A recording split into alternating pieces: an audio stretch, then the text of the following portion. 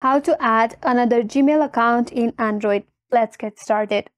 First of all, open up the Gmail application in your mobile device, and if you're already logged in with one account, now to add another Gmail account, once you land on this inbox page, navigate to the top right corner. There you will find your profile icon, tap on it. From this drop down box, there you will find an option as add another account, so tap on it. Now from here, choose Google. After that, you have to enter the Gmail address that you would like to add. Now once you have typed in your Gmail address, tap on next. Now you have to enter your Gmail account password. Then tap on next. Then tap on I agree.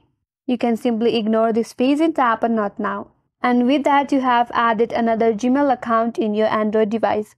So that's how you can add Gmail account in your Android device, and that's all for today's video. Hope this video was helpful, and if you are new to our channel, make sure to subscribe, like, comment and hit that notification bell icon.